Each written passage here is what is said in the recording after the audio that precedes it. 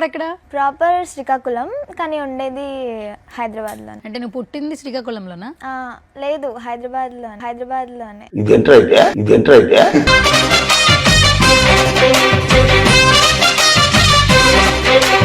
అసలు నీ ఏజ్ ఎంత? ఇప్పుడు 18. పిల్లలు చదువుకోకుండా ఖతం.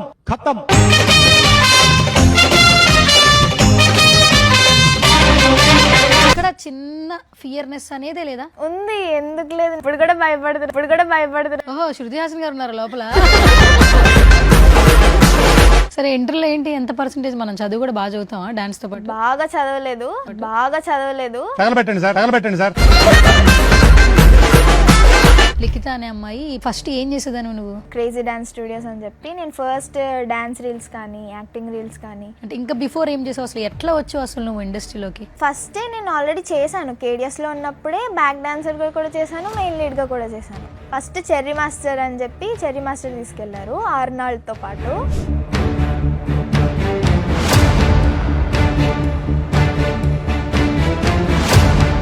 ఇప్పుడు వినాయక చవితి వస్తుంది, అన్ని దగ్గర మీ పాటలే వస్తాయేమో.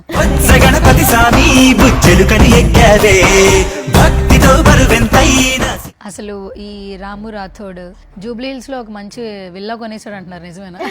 లేదు, అవును 1 crore వచ్చింది నిజమే, కానీ అన్న ఏమి కొనుక్కోలేదు. లైక్ ఫ్లాట్ అంటున్నారు, బెంజ్, BMW అంటున్నారు. అదే నిజం కాదు. వచ్చాయన్న మాట నిజమే. ఇంత హిట్ అయిన తర్వాత ఇప్పుడు నీ పాత్ర కూడా ఉంది కాబట్టి లేదు అని మళ్ళీ ఏమైనా రెమ్యునరేషన్ చేంజ్ చేశారా నీకు? ఆ రోజు మేము ఆల్రెడీ 2 days కి మాట్లాడుకున్నాం కాబట్టి 2 days కి తీసుకున్నాను. బట్ వచ్చాక నాకు మళ్ళీ ఏమి ఇవ్వలేదు.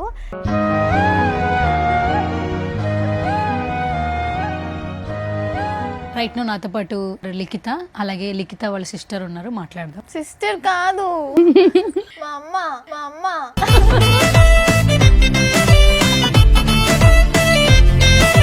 ఇప్పటి నుంచి మీరు చిరంజీవి గారికి అభిమానులు అయ్యారు, ఫస్ట్ అది చెప్పండి. నాకు తెలిసినప్పటి నుంచి రెగ్యులర్ గా మీరు ఏదో స్టేటస్లు పెడతా ఉంటారంట. ప్రతిరోజు ఉంటది నా ఇన్స్టా స్టోరీలో చిరంజీవి గారి గురించి, కానీ పవన్ కళ్యాణ్ అంటే కంపల్సరీ ఉంటది.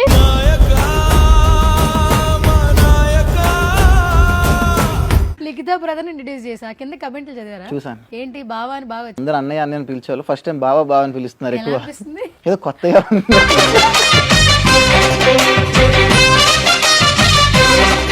సో బేసిక్గా మెగాస్టార్ గారి గురించి కావచ్చు, పవన్ కళ్యాణ్ గారి గురించి కావచ్చు, ఒక అభిమానిగా చెప్పాలంటే ఎలా చెప్తారు?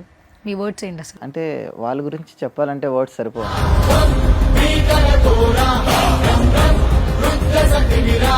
ఈసారి పండక్కి నా సామి రంగా. హలో అక్క. యా, ఎలా ఉన్నావు? బాగున్నాను, మీరు? చాలా చాలా బాగున్నాను రా. సో ఫస్ట్ ఆఫ్ ఆల్ ఎవరు ఇంటర్వ్యూ చేసినా రాను బొంబాయికి రానని అంటారు కదా, ఆ పాట గురించే మాట్లాడుతుంటారు. కానీ బిఫోర్ నీ జర్నీ ఏంటి, అసలు నీ ఫ్యామిలీ స్టేటస్ ఏంటి, ఎట్లా నువ్వు ఇండస్ట్రీకి వచ్చావు, చాలా మంది తెలుసుకోవాలి ఉంటుంది. ఎందుకంటే తెలుగు అమ్మాయిలు ఇండస్ట్రీలోకి రావాలి అందరూ కోరుకుంటూ ఉంటారు, not only folk dances what ever. And నీ కొన్ని రీల్స్ చూస్తుంటే నువ్వు ఫ్యూచర్ లో మంచి యాక్టింగ్ సైడ్ కూడా వచ్చేస్తావు అనిపిస్తుంది. అవును. ఇంట్రెస్టా? యాక్టింగ్ సైడ్ ఇంట్రెస్టే. చిన్నప్పటి నుంచి డాన్స్ తో పాటు యాక్టింగ్ కూడా స్టార్ట్ చేశాను అన్నమాట. స్టార్ట్ చేసావు అయితే. ప్రాపర్ ఎక్కడ? ప్రాపర్ శ్రీకాకుళం, కానీ ఉండేది హైదరాబాద్ అంటే నువ్వు పుట్టింది శ్రీకాకుళంలోనా? లేదు, హైదరాబాద్ లోనే. ఎప్పుడైనా శ్రీకాకుళం వెళ్తుంటావా? పండగలకి అమ్మమ్మ వాళ్ళందరూ అక్కడే ఉంటారు, సో విలేజ్ వెళ్తాను వెళ్తావు. కాదు, ఇప్పటి వరకు నువ్వు మీ విలేజ్ కి వెళ్ళడం వేరు, ఈ పాట చేసిన తర్వాత బయట అందరు నువ్వు మాస్క్ పెట్టిన వచ్చావు కదా, ఇప్పటికి గుర్తుపట్టేస్తున్నారు జనాలు, చాలా గుర్తుపడుతున్నారు. ఎక్కడికి వెళ్ళినా సరే రాను బొంబాయికి రాను, నా పేరు కూడా పలకరు, రాను బొంబాయికి రాను అని పిలుస్తారు. చాలా గుర్తుపడుతున్నారు. ఫస్ట్ ఆఫ్ ఆల్ మనం చేసే వర్క్ వల్ల మనల్ని గుర్తించడం అనేది చాలా బ్లెస్సింగ్. నీకు అర్థమవుతుంది? అది తెలుస్తుంది. హ్యాపీ అనిపిస్తుంటుంది, చాలా హ్యాపీ అనిపిస్తుంది. ఓకే, మరి మన శ్రీకాకుళంలో రియాక్షన్ ఏంట్రా? శ్రీకాకుళంలో రియాక్షన్ ఏం లేదు. మా అమ్మమ్మ వాళ్ళని, మా పిన్ని, మా చెల్లి, వీళ్ళందరినీ కూడా గుర్తుపడుతున్నారు. రాను బొమ్మాయికి రాను వాళ్ళ అమ్మమ్మ వాళ్ళు కాల్ చేసి చెప్తుంటారు, ఇక్కడ మీ మనవరాలు ఇక్కడ చేస్తుంది, ఇలా చూస్తున్నాము అని చెప్తుంటారు. వాళ్ళు చాలా happy and proud moment. Proud moment. Okay, super. అసలు నీ ఏజ్ ఎంత? ఇప్పుడు 18. 18 ఇయర్స్కి అసలు కెమెరాలు అంటే భయం లేదు, ఇంటర్వ్యూలు అంటే భయం లేదు, డాన్సులు చేసేస్తున్నావు, ప్రోగ్రాములకి వెళ్ళిపోతున్నావు. ఎక్కడ చిన్న ఫియర్నెస్ అనేదే లేదా? ఉంది, ఎందుకు లేదు. నేను వెళ్ళే ప్రతి దగ్గరికి ఇప్పుడు కూడా భయపడుతున్నాను. శృతి హాసన్ గారు ఉన్నారు లోపల. అంతే అంతే. అంతేనా?